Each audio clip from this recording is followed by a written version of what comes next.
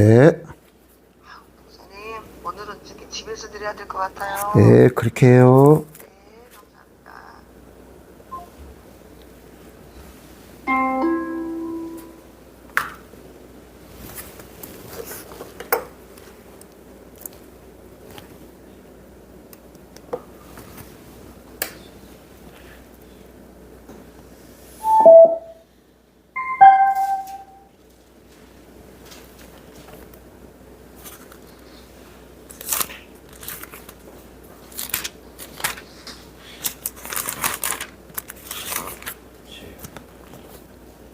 잘 보이시고 들리실까요?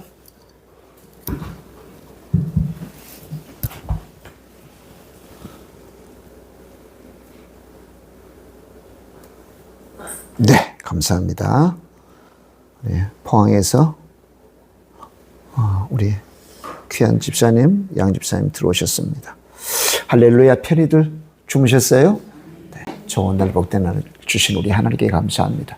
7차 특세 특별한 마음으로 주 앞에 드리고 있습니다.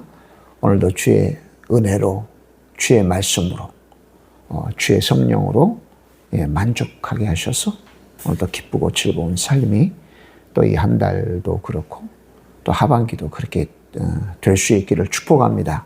할렐루야. 하나님께서 예배 가운데 함께 해달라고, 또 이 새벽에 크신 은혜 베풀어 달라고 기도하시면서 예배 시작하도록 하겠습니다. 함께 기도하겠습니다. 하나님 아버지 귀한 은혜와 사랑을 감사합니다. 지난 밤에도 편안함 되게 하시고 저희들 붙드시고 후원해 주셔서 감사합니다. 이 새벽에도 하나님 저희들에게 은혜의 시간 열어주셨습니다. 복의 시간 열어주셨습니다. 하나님 예배할 때에 저희들과 함께 하셔서 주의 영으로 주의 말씀과 은혜로 충만하게 채워주시는 시간 되게 하여 주옵소서. 시종을 주께 의탁하고 예수님의 이름으로 기도합니다. 아멘. 신앙 고백 드리겠습니다. 전능하사 천지를 만드신 하나님 아버지를 내가 믿사오며 그 외아들 우리 주 예수 그리스도를 믿사오니 이는 성령으로 잉태하사 동정녀 마리아에게 나시고 본디오 빌라도에게 고난을 받으사 십자가에 못 박혀 죽으시고 장사한 지 사흘 만에 죽은 자 가운데서 다시 살아나시며 오르사 전능하신 하나님 우편에 앉아 계시다가 저리로서 산자와 죽은 자를 심판하러 오시리라. 성령을 믿사오며 거룩한 공회와 성도가 서로 교통하는 것과 죄를 사하여 주시는 것과 몸이 다시 사는 것과 영원히 사는 것을 믿사옵나이다. 아멘. 찬송하실까요? 58장입니다. 지난밤에 보아사.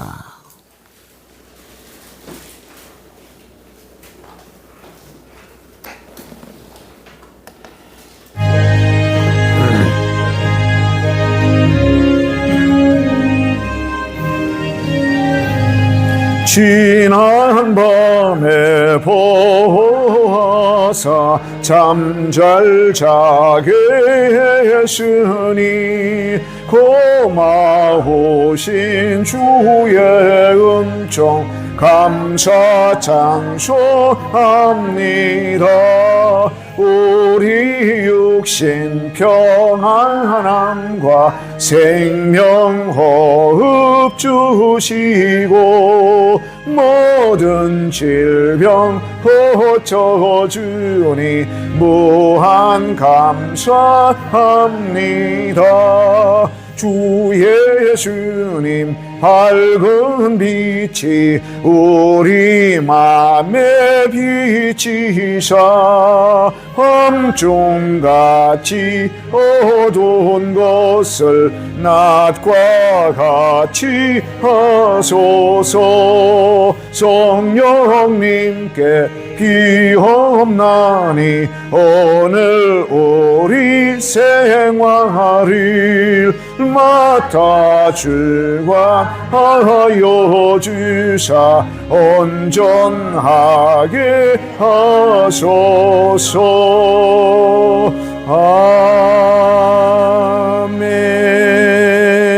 아멘. 아멘. 귀하고 복된 찬송 오늘도 많이 드리도록 하십시다. 지난밤에 보호하사 잠 잘 자게 했으니 할렐루야. 고마우신 주의 은총 감사 찬송합니다. 우리 육신 평안함과 생명호흡 주시고 모든 질병 고쳐주니 무한 감사합니다. 네, 지난밤에도 또 우리의 삶도 지켜주셔서 또 병도 고쳐주시고 건강케 하시니 감사하다고 하는 찬송을 드리게 됩니다. 하나님 말씀 볼까요? 누가복음 19장입니다. 19장. 네, 예수님의 예루살렘을 향한 긴 이제 여행 경로가 마침내 종착지에 도달돼요. 오늘 예루살렘에 이제 입성하게 되어지는 그런 내용이 19장에 마무리가 됩니다. 여리고를 통과하면 여리고에서 이제 예루살렘으로 올라가는 길, 이제 비탈길을 올라가면 예루살렘에 도착이 되죠. 예, 예루살렘의 주변 마을에 도착하셨다가 예루살렘에 입성하시는 주님의 모습을 구하는데요. 이 19장의 핵심 주제가 그래요. 잃어버린 자를 찾아서 구원하시는 왕의 임재와 심판이라고나 할까요? 그래서 정말 기나긴 어떤 이야기 한 토막을 들려주는데 삭개오의 이야기 들려줘요. 삭개오 이야기는 사실은 예수님이 잃어버린 자를 어떻게 구원하시는지에 대한 굉장히 그 모본을 보여준다고나 할까요? 아주 정형화된 그런 모습을 보여줘요. 네. 우리가 오늘 삭개오를 통해서 우리 자신을 비춰보고 또 감사하고 이 구원받는 사람은 어떻게 살아야 될 것인가 한번 살피는 시간 되시기를 바랍니다. 자, 예수님께서 여리고로 들어가 지나가시더라. 여리고에서 빠져나오고 계세요. 삭개오라 이름하는 자가 있으니 세리장이요 또한 부자라. 삭개오라고 이름하는, 삭개오라는 원래 청결한 자예요. 네, 청결한 자, 의로운 자. 근데 우리가 아는 것처럼 이 이름과는 정반대의 삶을 살죠. 정반대의 삶을 살죠. 네. 여기 보니까 세리장이요 또한 부자라. 우리 앞장에서 부자에 관한, 그죠? 부자와 나사로의 이야기도 해주시잖아요. 그러면서 부자가 천국 가는 거, 낙타가 바늘귀에 들어가는 것보다 더 어렵다고 말씀하시면서 부자에 대한 이 물질, 재물의 사용 관리에 대한 교훈을 주시는데 지금 이 삭개오가 부자예요. 세리장이기도 하면서, 세리장. 세관원, 당시에는 허가낸 도둑 강도라고 불리고 죄인이라고 취급받았어요. 그러니까 아예 이 세리와 관련되어져서는 이름이 불려지지도 않고 손가락질 당하고 매국노라고 하면서 이렇게 취급되던 자였죠. 그게 세리장이니까, 그게 기관장이니까 이 삭개오의 위세가 얼마나 컸겠어요. 그러나 그의 삶은 정반대였다. 이름과는 다르다. 그가 예수님께서 어떠한 사람인가 하여 보고자 하되 키가 작고 사람이 많아 할 수가 없어. 키가 작고 외소증을 가졌다고 구전으로는 전해드려와요. 외소증. 우리가 이제 쓰면 안 되는 단어 중에 난장이라고 단어인데 외소증이라고 표현을 해보죠. 그러니까 이게 이제 얼마나 이게 키가 작은지 우리는 어림짐작할 수 있잖아요. 키가 작고 사람이 얼마나 할 수가 없어. 어마어마한 핸디캡을 가졌어요. 어쩌면 이 핸디캡을 극복하고자. 그러니까 부모는 태어나면서 그런 핸디캡을 가진 그에게 더 청결하고 의로운 삶을 살아라. 또 하나님을 믿는 삶을 살아야 된다라고 하는 그런 이름을 지어준 그런 바램을 가졌을 수도 있으나 삭개오가 자라면서 사람들로부터 받는 그런 핸디캡. 자기가 살아는데 이 핸디캡을 극복할 수 있는 건 돈이야. 이 돈, 내가 돈 가져야 돼. 어쩌면 그랬을 수도 있겠죠. 그래서 사람들이 보통은 택하기를 거절하는 그런 직업을 택하고 그가 바란 대로 돈을 얻고 어마어마한 부를 축적했으나 이게 만족하지 않는 거예요. 그러니까 예수님께서 어떤 사람인가 보죠. 예수님 뭐예요? 그러니까 이게 예수님이라고 하는 이름 뜻은 구원이잖아요. 그가 구원을 갈망한 거. 예, 세상의 것 대표적인 것으로 표현되어지는 물질 가지고는 그가 구원에 관한 내용이나 구원에 참여할 수 없으니 정말 구원의 주님이신 예수님이 누구이신가? 예수님을 내가 찾아 그 구원을 얻겠다고 하는 갈망이 속에 있는 거예요.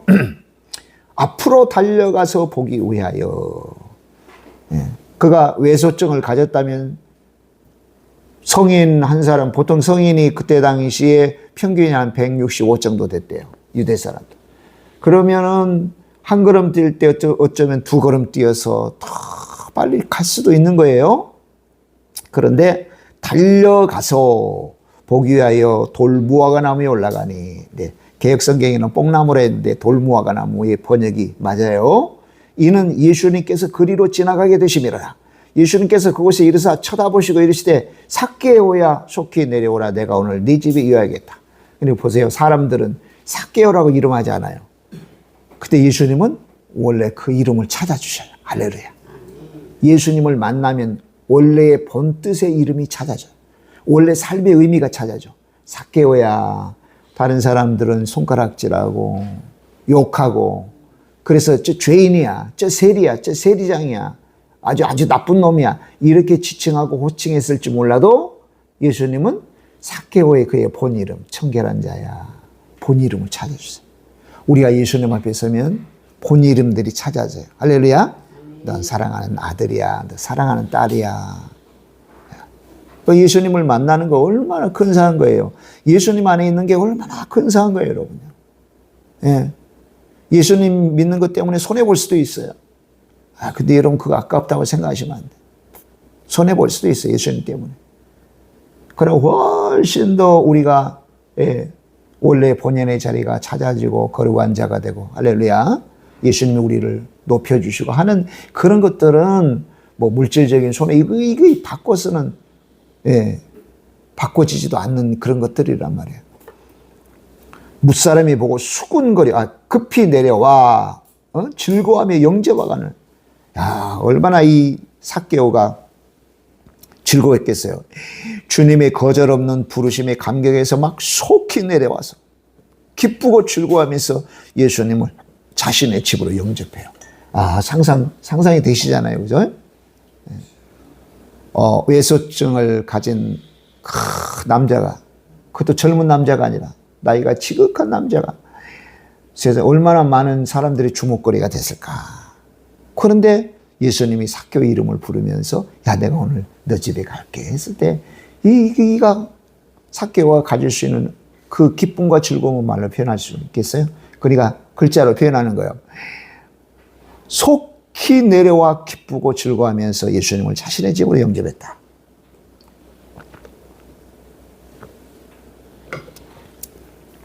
7절 무사람이 보고 수군거려 이르되 저가 죄인의 집에 유하러 들어갔도다 하더라. 참, 예수님이 민족의 반역자인 죄인의 집에 인간적인 교제를 나누러 유하러 들어갔다고 수군거립니다. 저 죄인의 집에 거저 식사 함께 하시려고 또 교제하려고 들어가신다. 8절 삭개오가 서서 주께 여짜오되 주여 보시옵소서 내 소유의 절반을 가난한 자들에게 주겠사오며 만일 누구의 것을 속여 빼앗은 일이 있으면 네 갑절이나 갚겠습니다. 주님의 사랑이 완전히 변화된 삭개오예요. 이게 이제 우리 예수님 안에 있는 사람들의 변화된 모습이어야 된다. 변화되고 바뀌어지는 거. 속여 빼앗은 일이 있으면 네 갑절이나 갚겠다. 파격적으로 회개를 선언합니다. 예수님께서 이르시되 오늘 구원이 이 집에 이르렀으니 이 사람도 아브라함의 자손이로다. 구원의 선포를 하십니다. 진실한 변화를 보셨어요? 그러면서 구원이 이 집에 이르렀다. 이 사람도 진짜 믿음을 가진 아브라함의 자손이다. 얼마나 이 아브라함의 자손이라고 하는 거부, 너는 세리장이야, 로마의 앞잡이야, 반역자야, 매국노야 라고 하면서 아브라함의 자손으로 인정하기를 거부했어요, 사람들이. 그러나 예수님은 너 진짜 아브라함의 자손이구나. 진짜 혈통적 자손이 아니야. 그래서 갈라디아 3장에 보면 우리로 믿음의 후손, 아브라함의 자손이라고 그래요. 믿음의 자손이라고 그래요. 믿음. 예. 여기서 예수님은 그 말씀을 하시는 거예요. 육적 아브라함의 자손이 아니에요. 자, 10절 인자가 온 것은 잃어버린 자를 찾아 구원하려 함이니라. 아주 예수님이 오신 목적을 분명하게 말씀을 하고 계시죠. 10절, 예, 여기까지 이제 삭개오에 관한 그런 이야기를 통해서 아주 전형적인 예수님이 왜 오셨는지, 또 예수님을 만나서 구원받은 자의 모습은 어떠해야 되는지를 우리에게 잘 보여주고 있습니다. 사실 이제 이 삭개오의 만남이 개인적으로는 예수님이 공식적인 만남의 끝이죠. 쭉 예루살렘으로 오시면서 공식적으로 이제 삭개오의 만남이 이제 끝입니다. 그러면서 열문화 비유를 이제 해주십니다. 25장 14절로 이제 30절 보겠습니다. 11절부터 보겠습니다. 자, 그들이 이 말씀을 듣고 있을 때 비유를 더하여 말씀하시니 이는 자기가 예루살렘에 가까이 오셨고 그들은 하나님의 나라가 당장에 나타날 줄로 생각함이더라. 예수님이 예루살렘에 들어가면 막 온 세상이 바뀌고 뒤집어질 거라고 생각했다는 거죠. 그랬더니 12절 이르시되 어떤 귀인이 왕위를 받아가지고 오려고 먼 나라로 갈 때에, 비유죠. 귀인이 영토와 왕위를 받아가지고 돌아오기 위해서 사람들을 남겨두고 먼 나라로 떠나게 됩니다. 예수님의 승천과 재림 사이에 공백이 있다는 거예요. 예수님 승천하고 다시 재림 사이의 일을 말씀을 지금 하시는 거예요. 그 종 열을 불러 은화와 열 문화를 주며 이르되 내가 돌아올 때까지 장사하라. 열 문화. 한 문화는 당시에 보세요. 당시에 문화가 이렇게 섞여 있는 문화죠. 로마와 그리스, 즉 헬라. 그리스를 헬라라고 하니까 로마와 헬라.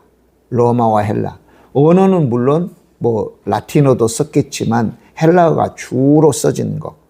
그 다음에 팔레스타인에서는 아람어도 쓰여졌고요. 히브리어도 쓰여졌고 그랬어요. 그러니까 섞여 있는 상황. 근데 지금 왜 문화는 사실은 헬라에서 통용되는 화폐 단위예요.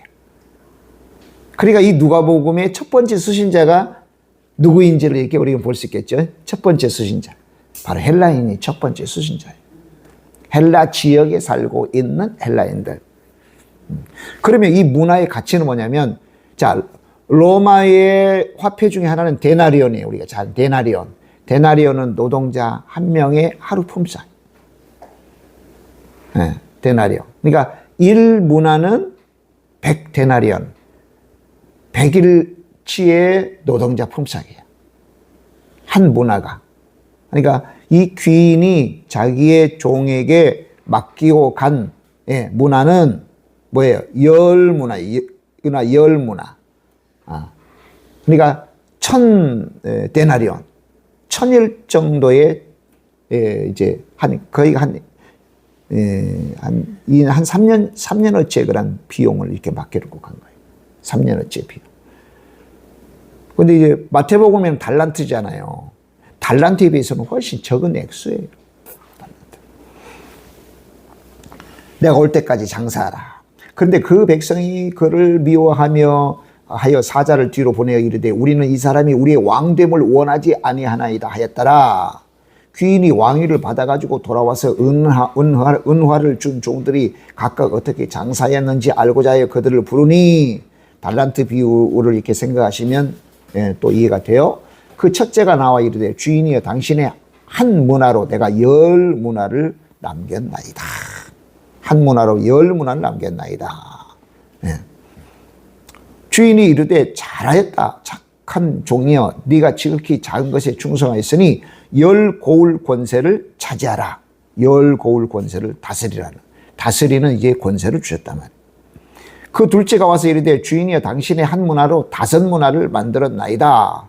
그랬더니 주인이 그에게도 이르되 너도 5 고울을 차지하라 하고 20절 또 한 사람이 와서 이르되 주인이여 보소서 당신의 한 문화가 여기 있나이다. 내가 수건으로 쌓아두었나이다. 달란트 비유에서 이제 표현한 그 비유와 아주 거의 유사해요. 그죠?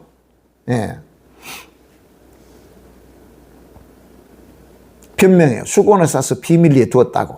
21절 이는 당신이 엄한 사람인 것을 내가 무서워함이라. 당신은 두지 않는 것을 취하고 심지 않는 것을 거둔나이다.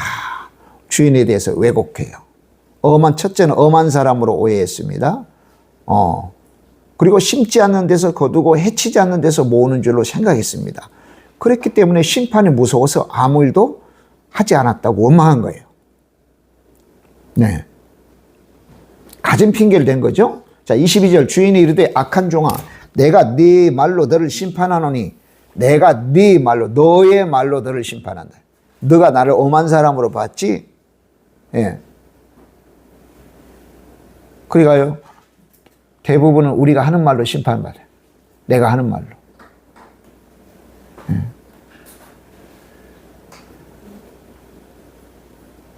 자, 내가 두지 않는 것을 취하고 심지 않는 것을 거두는 엄한 사람인 줄로 알았느냐. 그 게으름과 악함을 무섭게 정죄해요. 그러면 어찌하여 내 돈을 은행에 맡기지 아니하였느냐. 그리하였으면 내가 와서 그 이자와 함께 그 돈을 찾았으리라 하고 최소한의 노력도 하지 않는 게으름.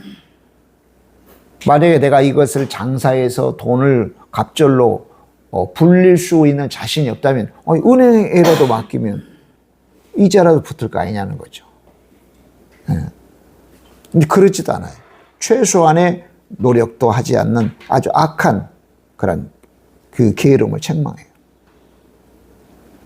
곁에 섰는 자들에게 이르되 그 한 문화를 빼앗아 10문화 있는 자에게 주라 하니 그들이 이르되 주여 그에게 이미 10문화가 있나이다. 충분히 돈을 가졌다고 그럽니다. 그럼에도 주인이 이르되 내가 너에게 말하노니 무릇 있는 자는 받겠고 없는 자는 그 있는 것도 빼앗기리라. 이 문화의 비유 결론이에요. 예.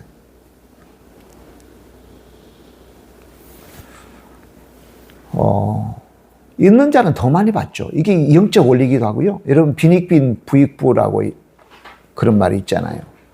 예. 사실은 이건 사회학적 용어예요. 이게 경제적으로도 통용되는 용어예요. 근데 놀랍게도 마태 효과라고 하는 말을 만들어냈어요. 마태 효과.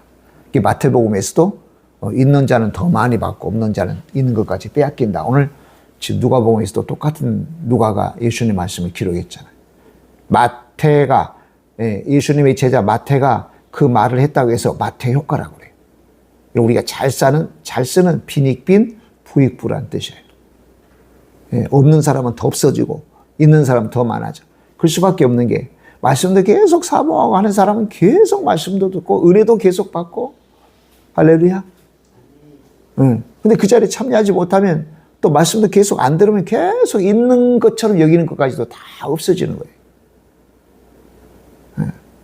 그러니까 오늘 예수님께서 이미 충분히 있는데요. 그래도 더 가져라는 거예요. 있는 자는 더 많아질 거다. 자, 그리고 내가 왕됨을 원하지 아니하던 저 원수들을 이리로 끌어다가 내 앞에 죽이라 하였느니라. 왕의 통치, 예수님의 통치를 거부한 원수들의 파멸, 그러니까 최후 심판을 명하신다는 것이죠. 자, 그러면서 이제 예루살렘을 향하여 가시는 장면이 기록됩니다. 28절, 예수님께서 이 말씀을 하시고 예루살렘을 향하여 앞서서 가시더라. 앞서서 가시더라. 사실은 예루살렘, 지금 이 예루살렘 뭐예요? 예수님의 고난과 순환이 기다리고 있는 곳이에요. 그럼에도 앞서서 가신다.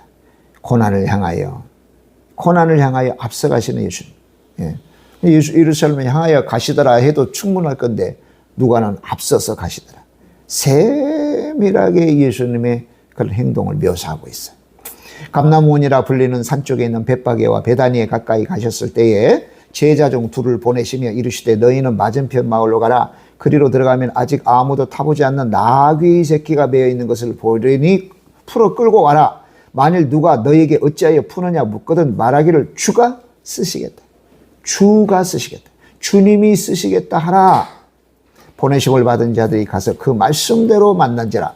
나귀 새끼를 풀 때 그 임자들이 이르되 어찌하여 나귀 새끼를 푸느냐? 대답하되 주께서 쓰시겠다 하고, 주께서 쓰시겠다 하고. 예.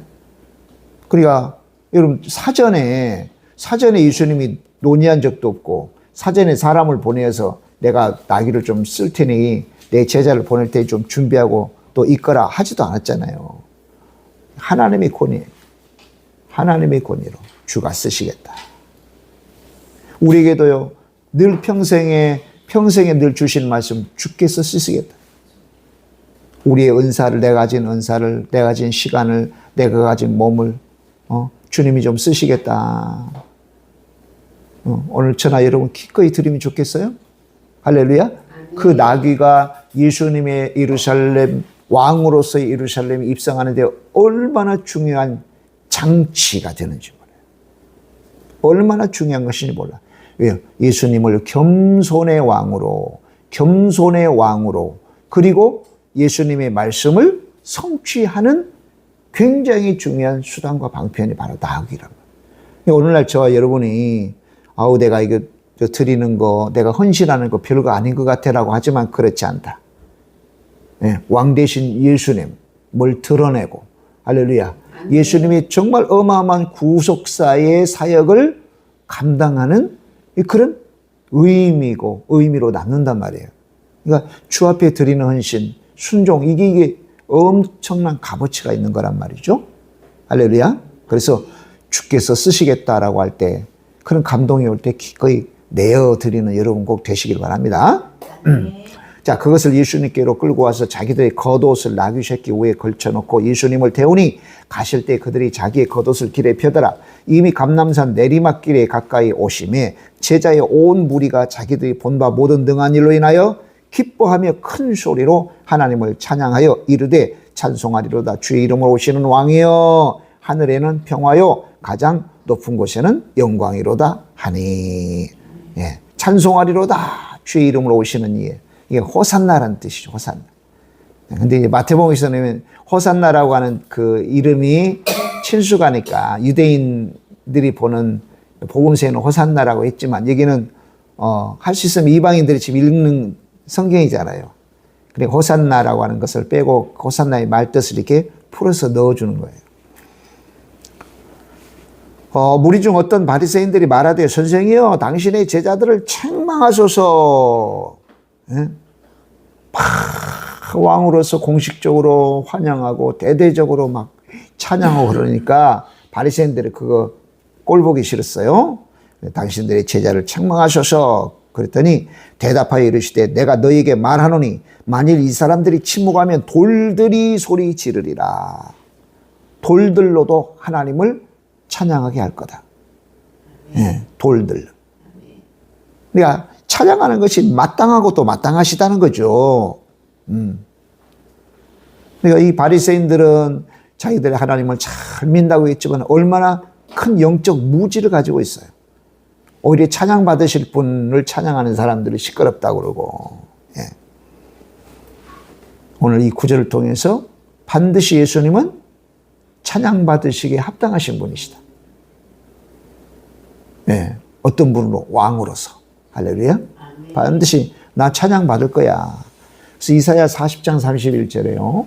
예, 43장 21절에 내 백성 내가 지은 것은 나로 찬송하도록, 나에게 찬송하도록, 그 찬송의 삶을 살도록, 예배하는 삶을 살도록. 할렐루야. 이게 우리 피조물의 목적입니다. 피조물의 목적.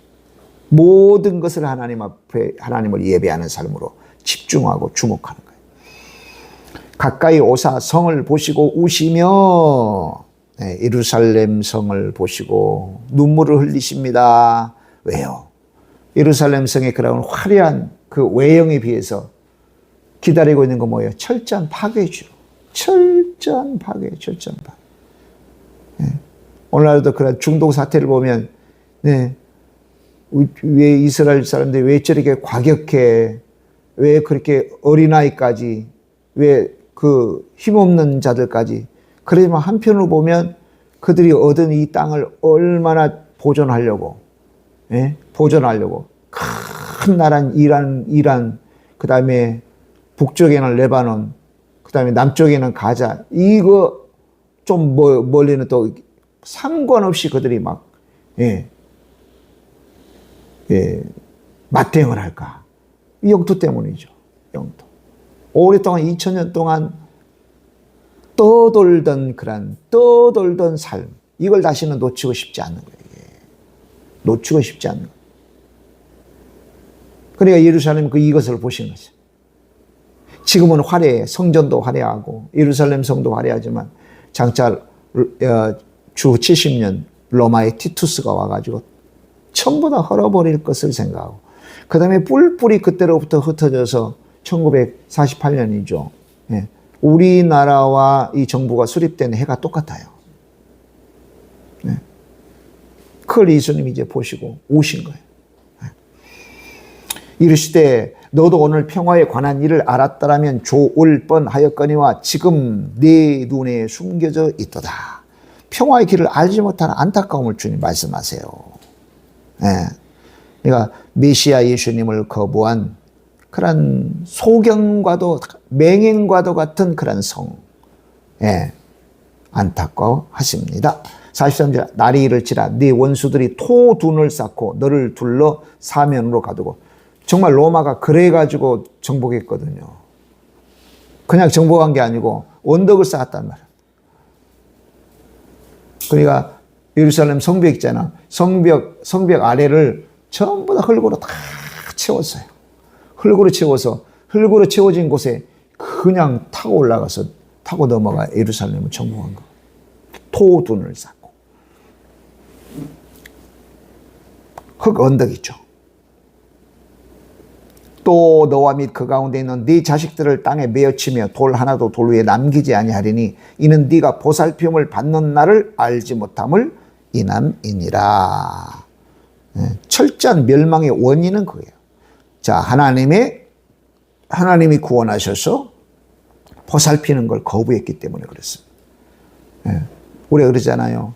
우리도 찬송이 지난밤에 우리를 보호하사 우리를 붙잡으시고 후원해 주셔서 우리를 보살펴 주셨어요. 왜 우리가 구원받았기 때문에 일마다 때마다 공급하시고 또 지켜주신단 말이죠. 아멘. 이걸 거부한 대가예요. 이걸 거부한 대가는 철저히 예루살렘 성이 멸망하되 돌 위에 돌 하나도 남기지 않고. 왜요? 돌로 다 쌓여졌으니까. 또 어린 자식들을 메어치고 로마의 이 군인들이 와가지고 철저히 멸망시키는 거예요. 왜? 다시 일어나지 못하는 성이 되도록 그렇게 한 거란 말이에요. 자, 이제 예수님 성전에 들어가세요. 성전에 들어가서 장사하는 자들을 내쫓으시며 성전 청결하시는 거예요. 그들에게 이르시되 기록된 바 내 집은 기도하는 집이 되리라 하였거늘 너희는 강도의 소굴을 만들었도다 하시니라. 성전. 어떤 한 건물을만 의미하는 게 아니에요. 이미 사도 바울은 우리를 성령 하나님이 거하시는 성전이라 규정했어요. 그럼 우리의 본 모습은 기도하는 모습이에요. 아멘. 기도. 그러니까 강도의 소굴이 아니라 기도. 그러니까 누가 교회 내부에서도 저분 참 기도하시는 분이야. 교회 외부에서도 기도하는 사람이야. 저분 하나님께 기도하는 사람이야. 이게 드러나야 돼요. 저는 욕심이 많아, 탐욕이 많아. 네. 아주 교회 신앙생활은 모르겠고 아주 세상적인 일에는 귀재야. 그런 평가가 우리 가운데 있으면 안 되잖아요. 아멘? 아멘. 그런 평가가 우리 가운데 있으면 안 돼요. 야, 저 사람 아주 정말 하나님의 사람이다. 기도 많이 하시는 분이다. 응? 근데 지금 우리하고 지금 똑같은 상황이에요. 원래 기도하는 집을 왜 강도의 소굴로 만들었다. 예수님께서 날마다 성전에서 여기서는 이제 간단하게 했지만 마태복음에서 뭐예요? 막 비둘기 파는 거, 뭐 그런 것들을 다 쫓았죠, 그죠? 예, 다 장사치를 다 쫓아냈어요. 자, 예수님께서 날마다 성전에서 가르치시니 대제사장들과 서기관들과 백성의 지도자들이 그를 죽이려고 꾀하되 백성이 다 그에게 귀를 기울여 들으므로 어찌할 방도를 찾지 못하였더라. 그러니까 이 내용은 지금 이제 46절까지는 주일날 되어진 내용. 그 다음에 이제 고난 주간에는 계속 성전에 보면서 화요일이 주로 이제 화요일이에요. 화요일까지요. 화요일날 가장 많은 논쟁을 이제 이 종교인들 바리새인과 서기관들에게 하신 거예요. 이제 그 내용을 이제 치리하게서 말씀을 하고 계세요. 지금 여기가 고난주 뒷부분은 고난 주간 이미 고난 주간에 들어선 거예요. 예루살렘이 들어섰으니까. 네. 그런 예수님의 일정에 대해서 이렇게 설명하시면서 교훈을 주십니다. 오늘 주시는 말씀 속에 우리 가운데 부딪혀오는 그런 말씀이 있으세요. 주가 쓰시겠다. 또 기도하는 집이라. 또 이렇게 제가 즐거이 또 회개하고 변화하겠습니다. 사람들이 손가락질한 삭개오의 삶이 예수님이 그의 이 본 이름을 다 회복시켜. 예수님을 만나면 우리의 본 모습이 회복되더라. 할렐루야. 하나님의 아들로 하나님의 딸로 내 자녀라고 불리우는 그 이름이 불리우는 것이 회복되더라는 거죠. 기도하겠습니다. 하나님 아버지 감사합니다. 귀하고 복된 은혜 시간 허락해 주셔서 감사합니다. 주님 오늘도 주의 주신 말씀 따라 살게 하시고 주의 은혜 따라 사는 귀하고 복된 시간 되게 하여 주옵소서. 불꽃 같은 눈동자로 지켜주옵소서. 그렇게 하심을 믿고 감사해서 예수님의 이름으로 기도하오며 지금은 우리 주 예수 그리스도의 은혜와 하나님 아버지의 사랑하심과 성령님의 기름 부심의 역사가 오늘도 주 앞에 예배하면서 7차 특세 드리면서 오늘 하루 또 이 한 주간 그리고 또 이 한 달 그리고 후반기 하반기를 시작하는 모든 예배자들 위해 우리 교회 위에 나라와 민족과 조국의 교회들 북한에 있는 지하교회 동포들 세계 열방 위에 지금부터 영원히 함께 있을지어다. 아멘. 감사합니다. 은혜 받았습니다. 고맙습니다.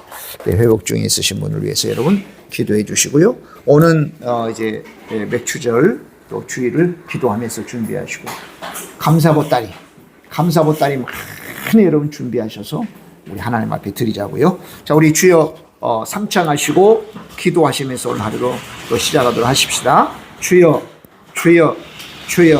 하나님 앞에